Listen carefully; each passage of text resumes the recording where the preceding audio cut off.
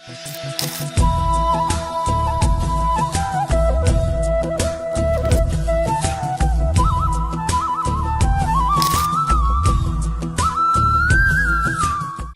സുന്ദരീസ്. അപ്പോൾ നമ്മുടെ അത്തം പത്തിന് പൊന്നോണം സീസൺ 7-ലെ മൂന്നാമത്തെ വീഡിയോ ആണ് കേട്ടോ. അപ്പോൾ ഇന്ന് നമ്മൾ കാണാൻ പോണത് സിമ്പിളായിട്ടുള്ള ഒരു മേക്കപ്പ് ലുക്കാണ്. ഓണത്തിനൊക്കെ നമുക്ക് എല്ലാവർക്കും ചെയ്യാൻ പറ്റിയുള്ള സിമ്പിളായിട്ടുള്ള ഒരു മേക്കപ്പ് ലുക്കും അതിനൊപ്പം കുറച്ച് ജ്വല്ലറി ഓപ്ഷൻസും ആണ് കേട്ടോ.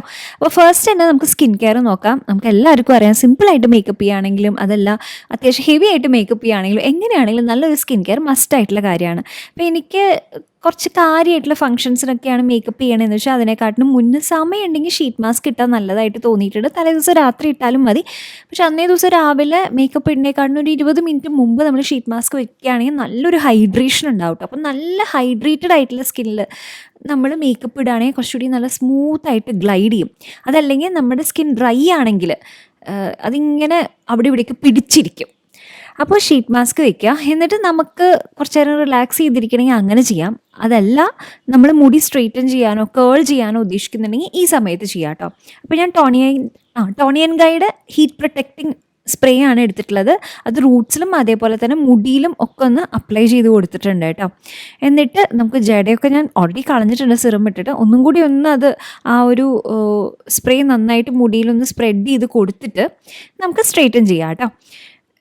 ഓൾറെഡി നമുക്ക് അത്യാവശ്യം മാനേജബിൾ ആയിട്ടുള്ള ഹെയർ ആണ്. അല്ലെങ്കിൽ ബണ്ണൊക്കെയാണ് കെട്ടാൻ ഉദ്ദേശിക്കുന്നത് വെച്ചാൽ സ്ട്രെയിറ്റൻ ചെയ്യേണ്ട ആവശ്യമില്ല. ഞാൻ ഇപ്പോൾ മുടി അഴിച്ചിടാനാണ് ഉദ്ദേശിക്കുന്നത്, അതുകൊണ്ട് ഞാൻ സ്ട്രെയിറ്റൻ ചെയ്യണമെന്നേ ഉള്ളൂ. എപ്പോഴും ചെയ്യരുത്.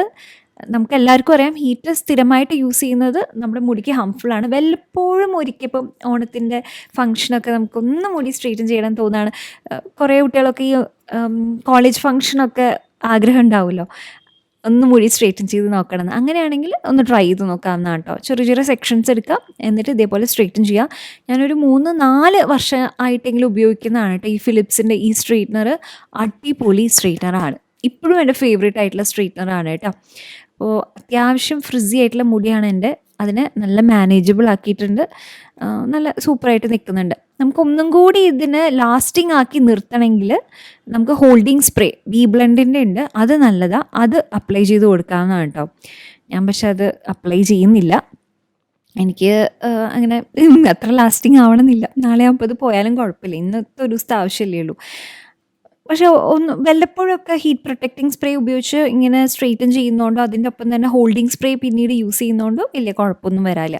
പക്ഷേ എപ്പോഴും സ്പ്രേ യൂസ് ചെയ്യാൻ ശ്രദ്ധിക്കുക കേട്ടോ. അപ്പോൾ എന്തായാലും ഞാൻ മുടി സ്ട്രെയിറ്റൻ ചെയ്തിട്ടുണ്ട്. ഒരു 15-20 മിനിറ്റ് ആയിട്ടുണ്ട്. അപ്പോൾ നമുക്ക് ഷീറ്റ് മാസ്ക് എടുക്കാം. എന്നിട്ട് അത് കളയരുത്, നമ്മൾ നന്നായിട്ട് യൂസ് ചെയ്യണം. അതുകൊണ്ട് അത് കയ്യിലും ബാക്കിയുണ്ടെങ്കിൽ കാലിലും ഒക്കെ അപ്ലൈ ചെയ്യാം കേട്ടോ. ഇനി മുടി നമുക്ക് ലൈറ്റായിട്ടൊരു ഉണ്ട പോലെ കെട്ടി മാറ്റി വെക്കാം. വല്ലാണ്ട് കറപറാന്ന് കെട്ടരുത്, ഈ സ്ട്രെയിറ്റൻ ചെയ്ത് പോകാൻ ചാൻസ് ഉണ്ട്. അപ്പോൾ അതുകൊണ്ട് അതിനെ മാറ്റി വയ്ക്കാം. പിന്നെ ഒരു റോൾ ഓൺ യൂസ് ചെയ്യാവുന്നതാണ്. ചൂടാണ്, വല്ലാണ്ട് വേർക്കും. അപ്പോൾ ഒരു റോൾ ഓൺ യൂസ് ചെയ്താൽ നല്ലതായിരിക്കും കേട്ടോ. ഇത് കെമിസ്റ്റിൻ്റെ ആണ്, നല്ലതാണ് കേട്ടോ. പിന്നെ ലെൻസ് വെക്കണം എന്ന് ഒരുപാട് പേർക്ക് ആഗ്രഹം ഉണ്ടാവും. അപ്പോൾ നമുക്ക് ബിഗിനേഴ്സിന് പറ്റിയ ലെൻസാണ് ഇത്. അക്വാ ലെൻസാണ്, നല്ല ബ്രാൻഡാണ്. ബ്രൗൺ ആണ് കേട്ടോ ഷെയ്ഡ്. എന്ത് ബ്രൗണാന്നുള്ളത് ഞാൻ ഡിസ്ക്രിപ്ഷൻ ബോക്സിലിടാം. ഇത് 1 ടൈം യൂസാണ്. രാവിലെ യൂസ് ചെയ്ത് ആണ് വെക്കണമെന്ന് വെച്ച് കഴിഞ്ഞാൽ പിന്നീട് നമ്മളത് ഊരുമ്പോൾ അത് കളയാമെന്നുള്ളതാണ് കേട്ടോ. എന്നിട്ട് നമുക്ക് ഫിസിയോജെലിൻ്റെ മോയ്സ്ചറൈസർ യൂസ് ചെയ്ത് കഴിഞ്ഞു. ഞാൻ എപ്പോഴും മോയ്സ്ചറൈസർ കഴിഞ്ഞ് കഴിഞ്ഞാൽ ആദ്യം മുകളിലത്തെ ഭാഗം വെട്ടും, അവിടെ നിന്ന് മോയ്സ്ചറൈസർ എടുത്ത് കഴിഞ്ഞാൽ പിന്നെ പകുതിയായിട്ട് വെട്ടും. അപ്പോൾ നമുക്ക് ഫുള്ളായിട്ട് യൂസ് ചെയ്യാൻ പറ്റും.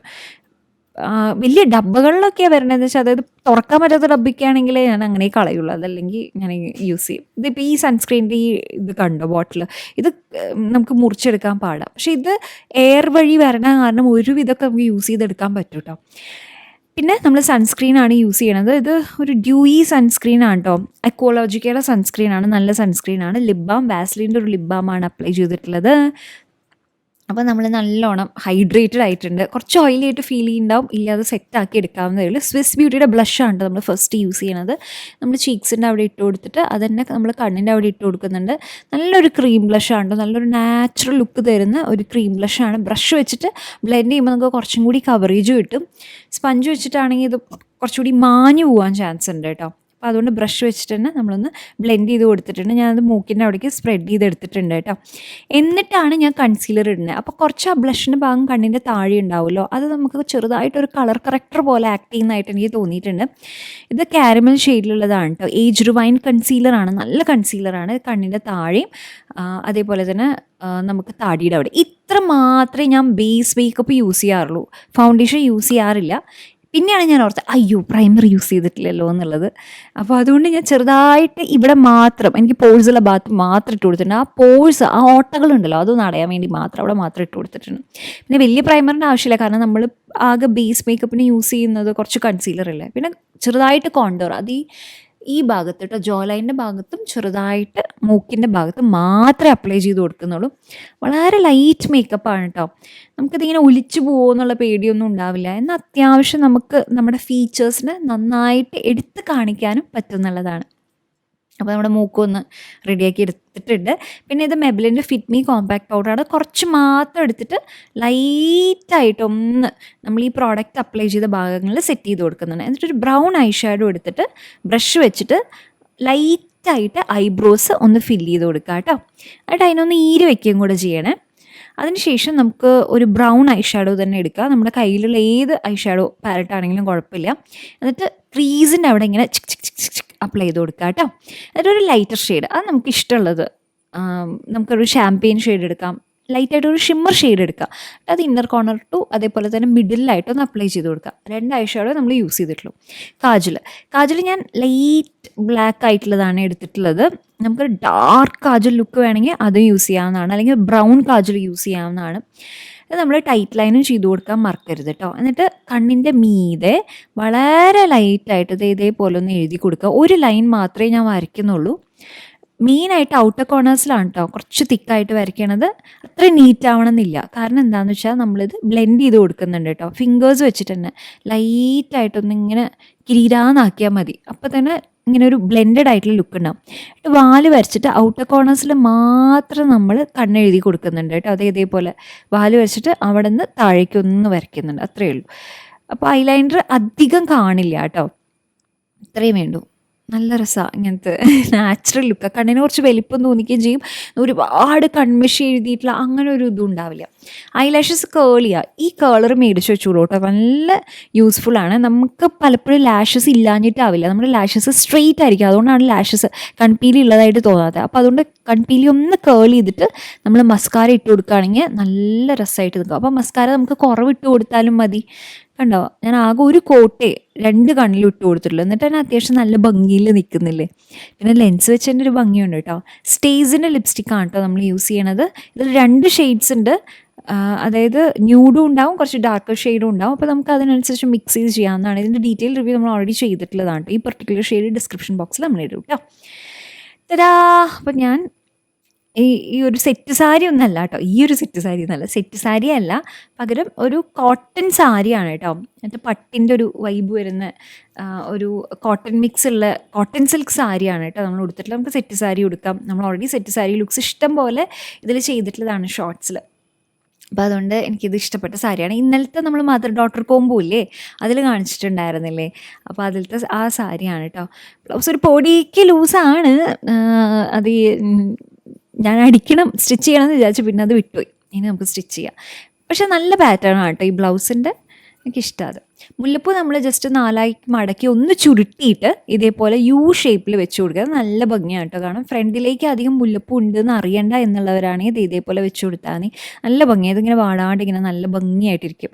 അഴിച്ചിടുന്ന സമയത്ത് ഇങ്ങനെ വെച്ച് കൊടുത്താൽ മതി. ഫ്രണ്ടിൽ നമുക്ക് ഇഷ്ടമുള്ള പോലത്തെ ഹെയർ സ്റ്റൈൽ ചെയ്യാവുന്നതാണ്. അപ്പോൾ ഇതാണ് നമ്മുടെ ഫൈനൽ ലുക്ക് എന്ന് പറയുന്നത്. ഇതിങ്ങനെ നിന്നോളും.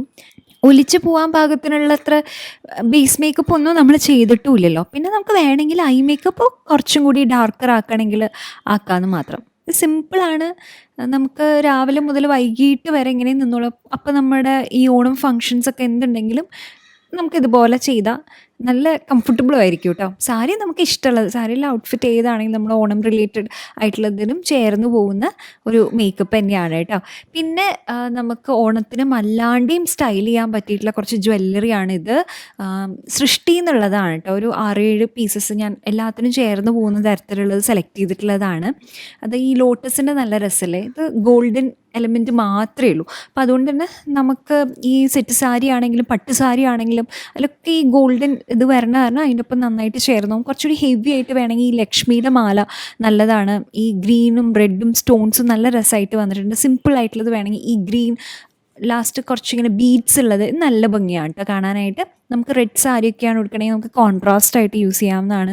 ഈവൻ സെറ്റ് സാരി ആണെങ്കിൽ നമുക്ക് റെഡ് കോമ്പിനേഷൻ ബ്ലൗസ് ആണെങ്കിൽ നമുക്ക് കോൺട്രാസ്റ്റ് ആയിട്ട് ഗ്രീൻ ജ്വല്ലറി ചെയ്യാം കേട്ടോ. അപ്പോൾ നമുക്ക് മാച്ചിങ് അല്ലല്ലോ, കോൺട്രാസ്റ്റ് അല്ലേ ജ്വല്ലറി നമ്മൾ കൊടുക്കണത്. അപ്പം അങ്ങനെ നമുക്ക് സ്റ്റൈൽ ചെയ്യാവുന്നതാണ്. അപ്പോൾ സൃഷ്ടിക്ക് വെബ്സൈറ്റ് ഉണ്ട്, അപ്പോൾ നമുക്ക് നേരിട്ട് അവിടെ നിന്ന് പർച്ചേസ് ചെയ്യാവുന്നതാണ്.